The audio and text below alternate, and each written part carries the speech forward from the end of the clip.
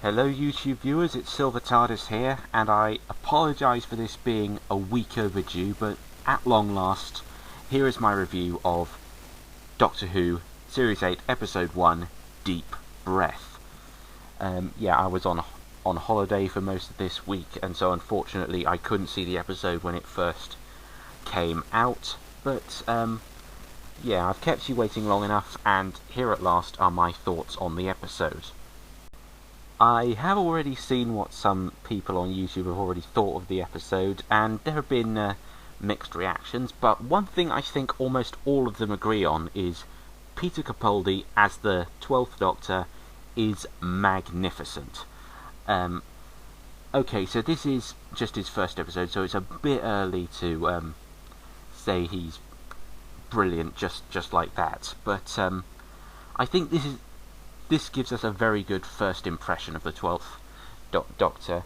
For the first part of the story, it does seem like there is a little bit of Matt Smith in his performance, just disappearing slowly. I think the moment where he truly becomes the new Doctor with a new persona is that bit towards the end in the flying restaurant where he pours himself some scotch for him and the robot, and that scene where he's staring straight ahead at the camera after he's pushed the robot out of the balloon, chills, man. I got chills, and it's clear we're going with a much darker Doctor, which is what I've wanted for some time.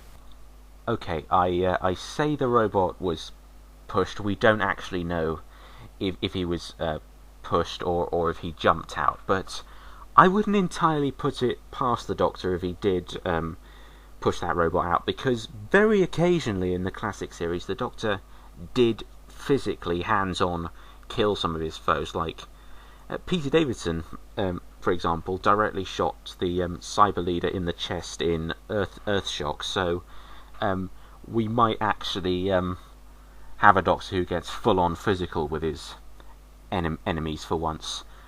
And Peter Capaldi, his body language, that is the exact polar opposite of Matt Smith when it comes to the scene in the restaurant. His body language is very subtle. Instead of leaping all over the place and pointing while trying to make a point. And highlight of that scene was when he held that silver plate up to the robots, and we see their reflections in both sides, and neither of them really know where they got their faces from. And there was also that scene in the alleyway, very well written, nice bits of humour, like the bit about the Doctor realising he's Scottish and, oh, now I can really complain. And of course the mention to the eyebrows, and his face being made for scowling. I had a feeling they were going to bring those up, because everyone has since they heard he was the new Doctor. But yeah, well done Peter Capaldi, very good first impression. Now let's go on and talk about Jenna Louise Coleman as Clara.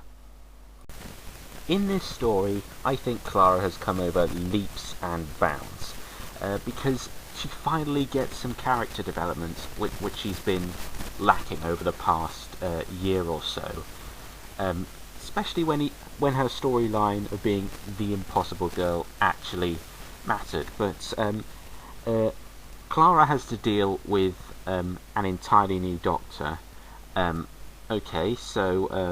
We're dealing with a regeneration story where not only does the Doctor have to find his feet, the companions also have to adapt to what the Doctor has become, and this is the first story like that we've had since the Christmas invasion, because in the 11th hour the Doctor didn't have a companion with him when he regenerated. But here's the thing, Clara has been inside the Doctor's time stream in Name of the Doctor, so she's seen all the different versions of the Doctor, and not only that, she has seen John Hurt's War Doctor and David Tennant's 10th Doctor, as well as her own 11th Doctor, all in the 50th anniversary special. So she should know all about regeneration by now.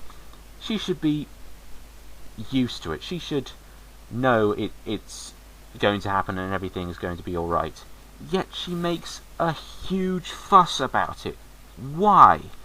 I mean, one of the Doctor's incarnations, John Hurt's War Doctor, it was thought he wiped out the Time Lords, and yet in Dare the Doctor, Clara actually warms to him quite a bit, whereas this completely new Doctor, if she can warm to a Doctor who has essentially become a warrior, then what is so difficult about accepting this new face? And that scene when the Doctor's in bed, unconscious, and Clara asks, how can we get the Doctor, her Doctor, back? She's just right there, essentially become an avatar for the Matt Smith fangirls who are disappointed that this new Doctor isn't a young, good-looking one like the last two we had. In fact, I think that's why they called Matt Smith back to ring up Clara and flat out convince her, even after everything she went through in the adventure, that this new Doctor is still him, despite the radical differences. Now, I think that's a well-written scene, but if the credit really should go to anyone, then surely it's Matt Smith, because he got right what David Tennant got wrong in The End of Time, and is actually accept and embrace the fact that he's changing instead of moaning, I don't want to go. So, yeah, well done Matt Smith for accepting this new Doctor as your replacement. The only time I can really sympathise with Clara about the Doctor being so radically different is when he just abandons her inside the Clockwork Robot's ship. He leaves her on the other side of the door and doesn't give her the sonic screwdriver to get herself out of that fix. Which of course then leads to the holding your breath scene, which was as tense as hell. That was the most on edge I've been with a scene in Doctor Who for quite some time. I've never felt that tense in ages with Doctor Who on TV. And Stephen Moffat essentially does here what he did with the Weeping Angels in Blink, because while the characters not blinking or not breathing on screen, I think a vast majority of the audience are trying not to blink or breathe either. They're essentially doing the same. They're interacting with the character in that situation, which I think is brilliant. But talking of brilliant, let's talk about Peter Ferdinando as the half-faced man, the Clockwork Robot. Now, he was brilliant in this story. He's got the perfect face for an emotionless robot, and for so little CGI, the clockwork detailing in his face, they managed to do a sterling job here, and they did so many close-up shots of those gears and wheels and pistons pumping away inside his head. And I think if you look closely, you can see the part he took from the dinosaur, which also was a great bit of CGI. And some people are nitpicking this story because Stephen Moffat has dragged an old monster out of the woodwork and not put them at the centre of the things. Well, remember guys, the robots from Girl in the Fireplace, okay, they're not the exact same robots, but they're based off the same idea. They're from the same place. They're Stephen Moffat's creations as well, so he's well within his right to bring them back. I'd heard rumours that they were coming back, but seeing Peter Fernando in the trailer, I wasn't convinced they were the same thing. It was only when they started wielding knives from their arms that I thought, yep, these guys are back.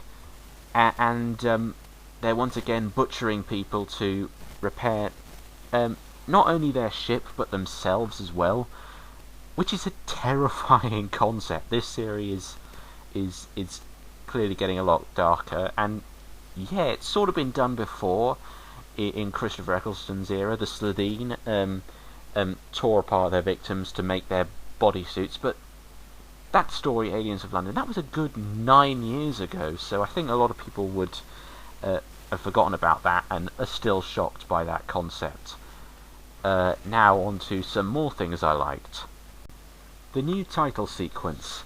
Visually, it was absolutely amazing, and I heard it was going to be based off a fan title sequence. I can't remember the name of the guy off the top of my head, but I'll be sure to put a link in the description to that video, so you can all go congratulate him yourselves.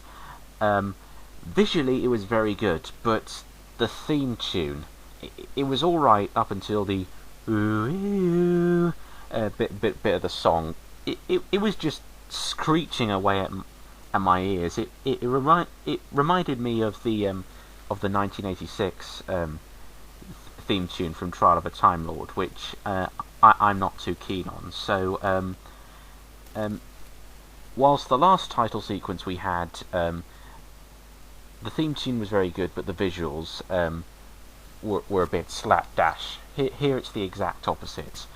But as for the new TARDIS console, that they've made very subtle changes, and not only that, the ones I wanted as well. Okay, we still don't have any roundels on the walls, but this TARDIS, they replaced the green column with an orange one, which gives it a much warmer atmosphere, I feel. It's almost as if the Doctor's got a roaring fireplace in the TARDIS, which makes it seem a bit homely. That plus the bookshelves round the upper gantry. It really comes across a lot like Paul McGann's TARDIS from the 1996 TV movie. Yeah, that was all the stuff I liked. You'll notice I haven't mentioned the Paternoster gang at all. Well, now you know why. Let's talk about Strax first. I think he's the most bearable of the three in this. Whilst some of his humour did still make me laugh in this, and it was certainly better than the humour from stories like The Snowmen and The Crimson Horror, I feel like a lot of it is recycled too much. I mean, not least of which the "May I take your coat" line. And Strax, we still don't really know anything about why he's a dishonest Sontar and why he got into that situation. See, this is why the Paternoster gang need origin stories. I mean, just give their rights to Big Finish or someone, so we can have more to go on with regards to their past. But anyway, back to Strax. I feel like that scene with the medical examination scope went on far too long. I think it was just mainly to drag out the episode that bit longer, because remember, this was released in the cinema as well. But his best scene in this has to be that scene with the paper. When he said the Times, shall I send it up? I knew he was going to throw it. What I didn't expect was for it to whack Clara dead in the face, and when it did, I just hit the deck laughing. Yeah, so Strax was good in that. But if you think he had problems in this episode, wait until I talk about Vastra. Dear, oh dear. Yup, my favourite character from the Paternoster gang has the most problems in this story. And I never thought I'd say that. I was really hoping in this story we'd actually see Vastra in the spotlight and actually make full use of it. But she completely messes up that opportunity, because in this story, with the Doctor unconscious and being a law unto himself, trying to cope with his regeneration, I was thinking surely it would be Vastra who would claim the intellectual high ground here. and she makes an absolute mess of it. Not Neve McIntosh, she is great in the role, but Stephen Moffat, couldn't you have put just a little bit more logic into what she actually says? I mean, that scene with the veil, that is complete and utter rubbish. I understand the overall message behind the veil scene. I get the fact that the Doctor's last face was essentially the equivalent of Vastra's veil, and when he took Clara into his confidence and when he regenerated, he was brave enough, he thought he could trust her to just remove that metaphorical veil and reveal the person he really was underneath with this older face. I get that, but there are several points that need addressing here as to why the veil scene is absolute crap. Firstly, Vastra, you don't need to actually wear the veil in order to prove your point. Secondly, that veil doesn't cover up anything at all. You can see right through it. Thirdly, Vastra never seems to wear that veil permanently in public. She always seems to be taking it off. I mean, when the Doctor's looking at the T-Rex burning in the Thames, she doesn't even bother to put it on. And finally, in this scene, the veil just disappears. She doesn't take it off. It just vanishes in between shots. Why? The only real positive thing I can say about Vastra in this story, other than being acted brilliantly, is that we finally see her in a proper sword fight again, for the first time since A Good Man Goes to War. But anyway, let's talk about Jenny.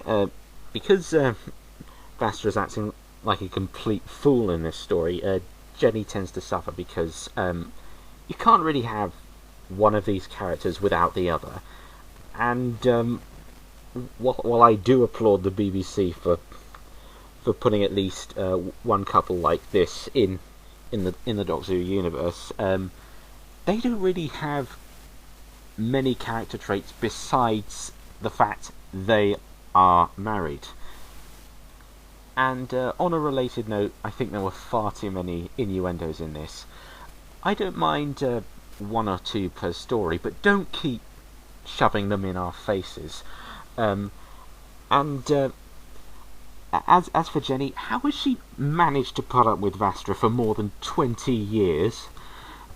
Because that scene where Jenny thinks she's being painted, I mean, to start with, why is Vastra getting her to pose like that when they've got an emergency on their hands? And it turns out Vastra's just plotting points on a map of London. Why the hell would she just get Jenny to pose like that when they've got serious work to be doing? And the moment Clara walks in, she goes, "Oh, take your clothes off, pop them over there." And seriously, how has Jenny managed to put up with that kind of attitude? But I know what you're all really wanting me to talk about. The kiss scene. Yeah, I wondered when this was going to happen, but why would you put it in here? If you were going to put it in anywhere, surely it would be in something like a death scene, like in Name of the Doctor. Yeah, I had heard quite some time ago that Neve McIntosh and Catherine Stewart, under fan requests, were actually bullying Stephen Moffat to put in such a scene. Well, I hope they're happy now, because I sure as hell am not. Because Vastra, Jenny and Strax, they have been fighting the clockwork robots aboard their ship for a good 3 or 4 minutes, and when Clara tells them to suddenly hold their breath so they stop attacking, it worked before when Clara was on her own and the robots didn't know she was a robot or a human being. They couldn't tell the difference. But they have been fighting these three for a good 3 or 4 minutes now, and they have functioning eyes. They don't rely on listening to breath alone. And, are we suddenly meant to assume that Vastra is telepathic? I mean, seriously, how the hell did she tell Jenny what she was thinking? And the whole scene just comes across as incredibly forced.